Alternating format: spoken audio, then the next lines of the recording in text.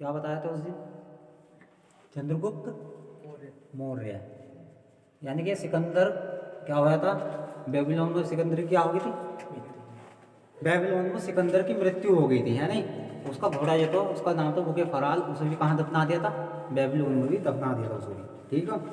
इसके बाद चाणक्य ने सारी कहानी बताई, कैसे ऐसे मुझे धनानंद ने बेइज्जती कर कर निकाल दिया। तो उसके बाद इन्होंने आक्रमण करा, डायरेक्ट कहाँ कर दिया था? सीधा मगध को। मगध पकड़ दिया तो वहाँ से हार के निकल आए, हार को निकल गए। तो दूसरी बार इन्होंने क्या काम करा? धीरे धीरे मगध का हिस्सा थोड़े थोड़े तो आसपास के हिस्से घेरने शुरू कर दिए। जब वो आसपास के हिस्से घेरने शुरू कर दिया, एक बड़ी सेना तैयार कर ली। जब जाकर इन्होंने किस पर आक्रमण करा? धनानंद पर, उसे हरा दिया। धनानंद को हरा दिया। धनानंद को हराने के बाद अब कौन सा वंश चल गया?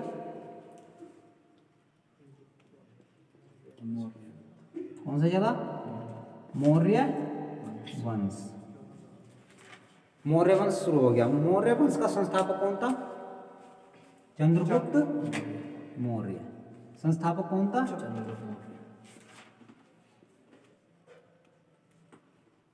संस्थापक चंद्रगुप्त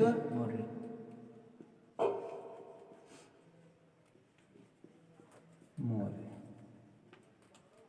देखो, कहते भारत को आक्रमण करने वाला पहला शासक सिकंदर था। कौन था? लेकिन सिकंदर से पहले ईरान में रहने वाले हकमनी वंश। कौन सा वंश? हकमनी वंश। कौन सा वंश था?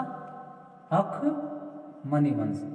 हकमनी वंश में एक छोटा सा, मतलब इतना बड़ा ज़्यादा फेमस राजा नहीं था, उसने भारत पर सिकंदर से ही पहला आक्रमण कर दिया था। भारत पर सबसे पहला आक्रमण किसने करा था? हकमनी वंश के प्रथम शासक डेरियस फर्स्ट ने। किसने करा था? हकमनी वंश के डेरियस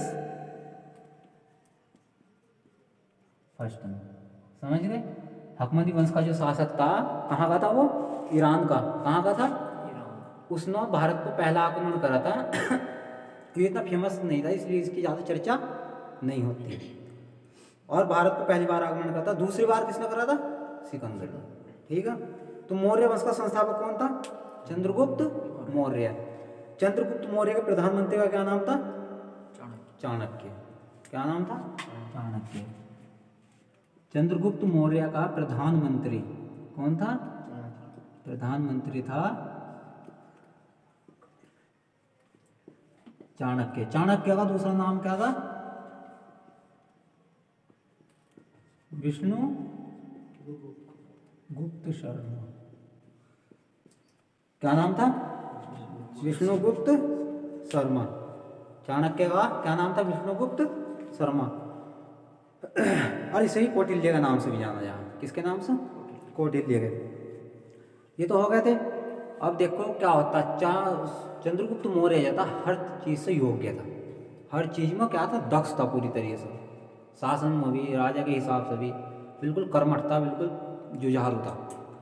तो तुम्हें बताया था उसके जो वो सिकंदर के जो वे थे दो, एक थल सेनाध्यक्ष और एक जल सेना अध्यक्ष। एक थल सेना, वायुसेना चल रही थी उस टाइम पर, हवाई जहाज बन गए थे। वो बहुत पुरानी बात है, ईसा पूर्व की बात है। उसमें हवाई जहाज कैसे चल जाएंगे? हवाई जहाज तो आगो ने एक थल सेनाध्यक्ष और एक जल सेनाध्यक्ष। तो जल सेना तो वो लौट गया था। कौन सा बचा था? थल सेना वाला। कौन सा था? उसका नाम क्या था? Seleucus Nicator. क्या नाम था उसका? Seleucus Nicator. सेल्यूकस निकेटर कहाँ रुक गया था? वहीं रुक गया था। उसको कुछ दाल में काला लग रहा था कि ऐसा नहीं हो सकता, ये वैसी अफवाह फैलाई हुई हो। तो इसीलिए वो क्या, कौन सी नदी पार कर गया? व्यास नदी को पार कर ली। पोरस का युद्ध कौन सी नदी पर हुआ था? झेलम नदी पर। कौन सी नदी पर? झेलम। और जब भारत को उस मगध पर आक्रमण करने के लिए कौन सी नदी पार करनी पड़ी उसे? व्यास नदी। कौन सी? तो व्यास नदी पार करनी पड़ी। तो अभी देखो इसने क्या करा, इसने सोचा कि भारत के जो जितने भी शासक हों वे अपने साथ क्या रखते हैं? हाथी। क्या रखते हैं? हाथी। हाथी। तो इनमें क्या रखे हुए तुम? हाथी।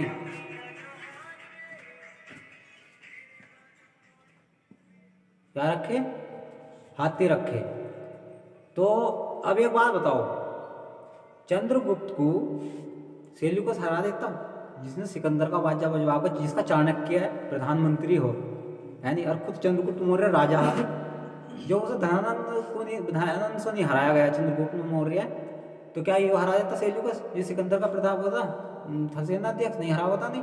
लेकिन फिर भी इसके दिमाग में कीड़ा था कि हराएंगे हम उसे, देखेंगे। तो इन्हें सेना में क्या रखे, अपने हाथियों की संख्या बढ़ा दी आक्रमण करने के लिए। तो चाणक्य उसका प्रधानमंत्री था, तो उन्होंने क्या मशवरा दिया चंद्रगुप्त मौर्य को? घोड़े रखने का। क्या मशवरा दिया? घोड़े रखने का। तो चंद्रगुप्त मौर्य ने पहले ये घोड़े रखे करो थे, और हिंदुस्तान के क्या रखे थे? हाथी।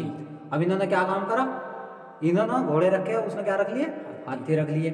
और ये मगध इधर बिहार का हिस्सा तो तुम्हें पता, नदियों से भरा हुआ शहर, बरसात पहुंच जा, तो ये युद्ध को मोड़ को उस दिशा में लिया है जो बरसात चालू हो गई थी। क्या हो गई थी? बरसात चालू हो गई थी।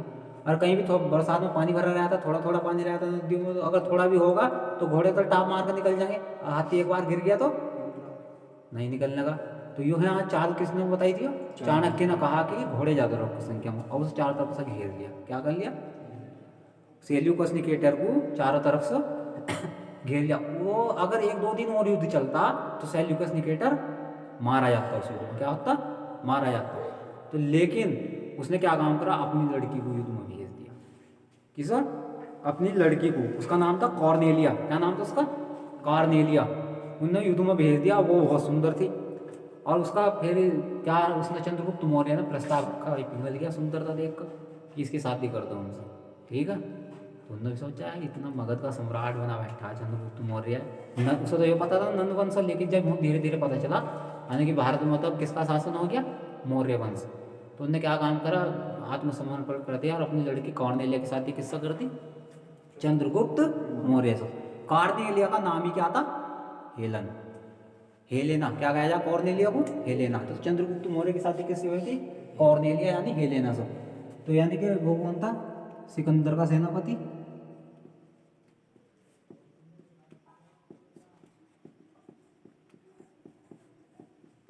सिकंदर का सेनापति कौन था? Seleucus Nicator. कौन था? Seleucus Nicator. इसकी लड़की कौन थी? क्या नाम था इसका? कॉर्नेलिया। क्या था? कॉर्नेलिया। इसे क्या कहा जाए? हेलेना। और शादी किससे कर दी इसने इसकी? चंद्रगुप्त मौर्य से। किससे कर दी? चंद्रगुप्त मौर्य से। अब चंद्रगुप्त मौर्य इसका क्या बन गया? जमाई। क्या बन गया? जमाई बन गया। फिर इसने क्या काम करा? भाई जिससे युद्ध करने के लिए वो आया है नहीं, उसको अपनी लड़की दे दी यार, और पहले युद्ध करने के हिसाब से आया, तो दिमाग में टेंशन तो रहेगा यार, अगर मैं यहाँ से चला गया, क्योंकि वहाँ थोड़ी रहना आया था वो, अगर मैं यहाँ से चला गया वापस यूनान चला गया तो जाना मेरी लड़की के साथ क्या व्यवहार करो, है नहीं। तो उसने क्या काम करा? दहेज दिया। भाई लड़की वाला अगर दहेज ढंग से दे देगा तो लड़के वाला का मुंह बंद हो जा नहीं, तो उन्होंने दहेज दे दिया। दहेज में क्या दिया? आराकोसिया, जेड्रोसिया, पेरपिनियाई और एरिया। एरिया, आराकोसिया, जेड्रोसिया और पेरपिनियाई, ये 4 देश, ये 4 खंड उसे देती है। क्या है? दहेज में। इन्हें क्या कहा जाए आज? काबुल, कंधार, मकरान और हेरान, यानी कि पूरा पाकिस्तान और पूरा अफगानिस्तान चंद्रगुप्त मौर्य को क्या दे दिया? दहेज में। तो दहेज की शुरुआत किसने करी थी? पहले ऐसा दहेज नहीं लिया जाता, जितना तगड़ा इसने दहेज दे दिया। इनने क्या काम करा? 4 एरिया दे दिए। अब एरिया कौन कौन से हैं? काबुल। कौन सा? काबुल और कंधार। काबुल, कंधार, मकरान। क्या देती है? मकरान। और क्या देती है? और चौथा कौन सा था भाई? हेरान। ये चारों एरिया कहाँ पड़ते हैं? अफगानिस्तान में और पाकिस्तान में। ये कहाँ में दिए थे उसने? दहेज में देती है, खुश करने के लिए चंद्रगुप्त मौर्य को। तो ये जो आज मतलब ये तुम्हारा पाकिस्तान और अफगानिस्तान थे, हमें कहाँ में मिला हुआ? दहेज। दहेज में। आज ये भले अपना वो करो जाओ, लेकिन हमें कहाँ में मिला है? दहेज में मिला हुआ है। समझ गए? लेकिन वो तो वापस लौट गया दहेज देखो, थोड़ा चिंता कम हो गई, चल लड़की कुछ ना कहने का। लेकिन फिर भी उसने क्या काम करा? चंद्रगुप्त मौर्य के दरबार में कहा कि हम तुम्हें एक लेखक दे रहे हैं, एक दार्शनिक दे रहे हैं। क्या दे रहे हैं गिफ्ट में? दार्शनिक। दार्शनिक का नाम क्या था? मेगास्थनीज। क्या नाम था? मेगास्थनीज। मेगास्थनीज उन्होंने दार्शनिक कह कर दिया था, लेकिन उसका मेन मकसद क्या था, उसको कह कर भेजा था कि तू हमारे लड़की को अगर तंग वंग करो ये या वो करो तो हम खबर देते रहिए, तो है नहीं, पत्रों के द्वारा चिट्ठी के द्वारा खबर। उसका मेन मकसद ये ही था कि हमारी लड़की तंग ना रहे यहाँ रहकर। तो उसने मेगास्थनीज, कौन था उसका दूध, मेगास्थनीज। तो उन्होंने कौन सा दूध भेजा था यहाँ, मेगास्थनीज। कौन सा दूध भेजा था, मेगास्थनीज। और मेगास्थनीज ने एक किताब लिखी थी, क्या नाम था उसका, इंडिका। किताब का क्या नाम था, इंडिका में मगध के शासन के बारे में सब कुछ बताया गया है। मगध के शासन का महत्वपूर्ण प्रमाण जो है मगध के शासन का, चंद्रगुप्त मौर्य के शासनकाल का, वो किस में मिलता है, इंडिका में। कौन सी किताब में मिलो, इंडिका में। और इंडिका में भारत के समाज को या मगध के समाज को मेगास्थनीज ने 7 वर्गों में बांटा था। कितने वर्गों में, यानी कि उन्होंने और फालतू बता दिए थे 3 वर्ग। फालतू क्या, उन्होंने अपने हिसाब से बताए थे, जैसे कौन थे, ब्राह्मण, क्षत्रिय, वैश्य और शूद्र। उसने 3 और बताए थे।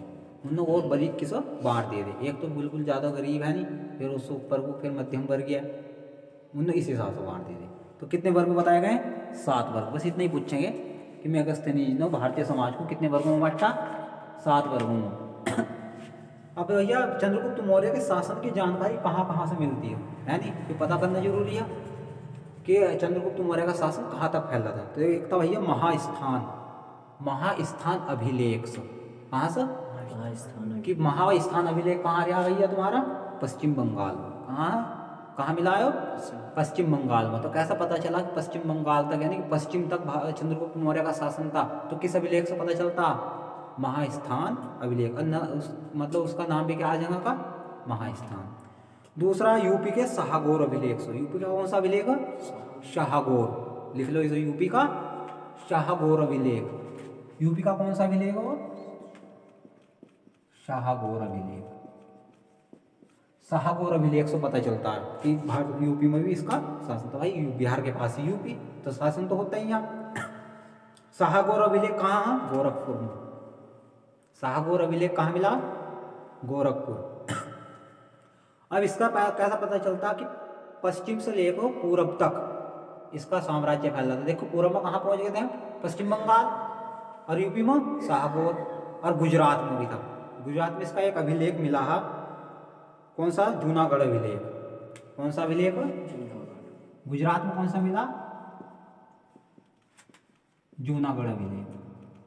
जूनागढ़ अभिलेख किसने लिखवाया था, रुद्र दामन ने। जूनागढ़ अभिलेख किसने लिखवाया था, रुद्र दामन ने। तो रुद्र दामन ने क्या लिखवाया था उस अभिलेख पर कि मैं रुद्र दामन सुदर्शन झील का जीर्णोद्वार यानी कि पुनर्निर्माण करा रहा हूँ। इस झील को चंद्रगुप्त मौर्य द्वारा बनवाया जाएगा। क्या कहाँ सोच रहे हैं भाई तुम, अब वो तो बना कर चला गया था और उसका पुनर्निर्माण करवा रहे आप, तो जाएगा, किया गया था। थोड़ा दिमाग से लो काम, वैसे ही अब अलल की फलल फेंक रहे, हवाई जहाज उड़ा दी उस टाइम पर। तो रुद्र दामन ने क्या लिखाया था कि मैं रुद्र दामन इस झील का सुदर्शन, कौन सी झील थी, लिखते रहो, बहुत महत्वपूर्ण टॉपिक है ये, कई जगह आ गए। सुदर्शन झील, तो कौन सी झील थी, सुदर्शन। सुदर्शन झील की जानकारी कहाँ मिली, जूनागढ़ अभिलेख में। कहाँ मिली, जूनागढ़ अभिलेख में। और इसका पुनर्निर्माण, द्वारा निर्माण किसने कराया था, रुद्र दामन। और जूनागढ़ में किसका अभिलेख, रुद्र दामन का। कौन सा अभिलेख, रुद्र दामन ने क्या अभिलेख लिखवाया था जूनागढ़ में कि इसकी जो यहाँ सुदर्शन झील है इसका निर्माण चंद्रगुप्त मौर्य ने कराया था। तो इस अभिलेख से हमें पता चलता था चंद्रगुप्त मौर्य का शासन जो था पूर्व से लेकर भारत के आखिर के पश्चिम तक फैला हुआ था। कहाँ तक फैला हुआ था, पश्चिम। पश्चिम में कहाँ था, गुजरात। और गुजरात दहेज में मिलने के बाद इंडिका से क्लियर हो जाता है कि और पश्चिम में अफगानिस्तान तक था उसका शासन। समझ गए। तो जूनागढ़ अभिलेख किसने लिखवाया था, रुद्र दामन ने। इसमें किसकी जानकारी मिली हो, सुदर्शन झील की और मौर्य साम्राज्य की। ठीक है, यानी कि इसका गवर्नर था ये, शायद गवर्नर ही होगा, नहीं बाद में लिखवाया था। इसमें पुनर्निर्माण करा रहे हैं, इसके गवर्नर भी रहे हैं सब जगह। ये अपने गवर्नर नियुक्त करे करो थे, जैसा आज रखो ये यूपी में भी गवर्नर हैं, और ये रखो गवर्नर जी ने क्या कहा हमारा, राज्यपाल। क्या कहा आज हम जी ने, राज्यपाल। और भैया चाणक्य जो था, चाणक्य उसके पिता का क्या नाम था? गुणी। तो चाणक्य को क्या कहा जाए? गुणी पुत्र चाणक्य। क्या कहा जाए उसको? गुणी पुत्र चाणक्य। इसका नाम विष्णुगुप्त भी हो। क्या? विष्णुगुप्त। क्या नाम है इसका? विष्णुगुप्त। ठीक। अब देख, क्या नाम है इसका? विष्णुगुप्त। इसने कौन सी किताब लिखी थी? अर्थशास्त्र। कौन सी किताब लिखी थी? अर्थशास्त्र। अर्थशास्त्र में कहेंगे जानकारी है राजनीति। आज हम किस मानते हैं? अर्थशास्त्र में जानकारी कहेंगे लेती है ऑटो की सोचते हैं नहीं अर्थशास्त्र में उसकी जानकारी है, मतलब जीडीपी वगैरह ये सब चीज अर्थशास्त्र पढ़ गई थी कराया करो, लेकिन अर्थशास्त्र में किसकी जानकारी मिलती? राजनीति की। किसकी? राजनीति की जानकारी अर्थशास्त्र में। उसी टाइम यूरोप में उस बाद में मैकियावेली हुआ था। कौन था? मैकियावेली था। उसने कौन सी किताब लिखी थी? The Prince. वो सेम टू सेम किसकी किताब की कॉपी थी? चाणक्य की किताब की कॉपी करी थी उन्होंने। लेकिन आज भी फेमस है चाणक्य, लेकिन चाणक्य की किताब भी विश्व फेमस है। समझ गए? विश्व प्रसिद्ध किताब है चाणक्य की, लेकिन उसने नकल की पूरी नकल किसकी उतारी थी? चाणक्य की किताब की। किसने? मैकियावेली ने। उसकी किताब का क्या नाम है? Prince, the Prince. इसमें क्या दिखाया गया है? राजा के सप्तांग। अर्थशास्त्र में जो बताया गया है वो चाणक्य ने क्या जोड़ दिया? किस चीज को? राजा के सप्तांग, यानी कि राजा के 7 अंग। राजा के सप्तांग क्यों जरूरी है? देखो, पहला है पहला लिखो राज। ऐसे सुन लो, बस ये पूछेंगे कि अर्थशास्त्र में राजा के कितने अंग बताए गए जो जरूरी होते हैं, यानी कि क्या दूसरा क्या कहते हैं? सप्तांग। क्या कहते हैं? सप्त माने 7 और क्या बताया था? पहला जो अंग था वो क्या था? राजा योग्य होना चाहिए। क्या होना चाहिए? राजा। दूसरा जो बताया था कि उसके अमात्य योग्य होने चाहिए। अमात्य क्या होने चाहिए? योग्य। अमात्य किसे कहा जा? मंत्रियों को। अमात्य किसे कहा जा? मंत्रियों को। तो मंत्री क्या होने चाहिए? राजा के योग्य होने चाहिए। ये मान ले बात, हमारे देश में 2 ही हमारे प्रधानमंत्री मुख्यमंत्री, मान लो योगी को ले को चलो भाई, योग्य तो वही है। क्या उसके सारे मंत्री योग्य हैं? हो नहीं सकते नहीं। तो इसलिए राजा के साथ मंत्रियों को क्या होना चाहिए? योग्य होना चाहिए।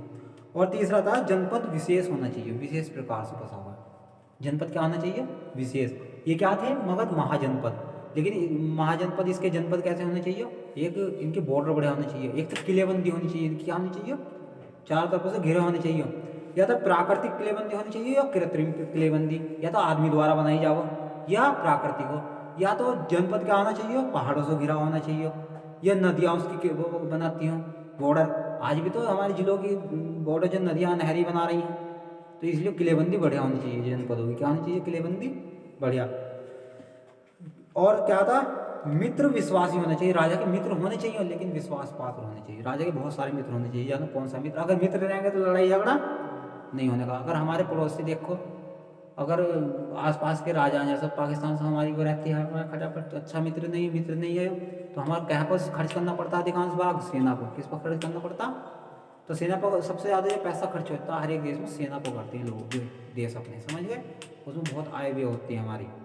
तो इसलिए ये आसपास के राजा क्या होने चाहिए? विश्वास पात्र होने चाहिए, मित्र होने चाहिए। और राजा कोष हर टाइम भरा हुआ होना चाहिए।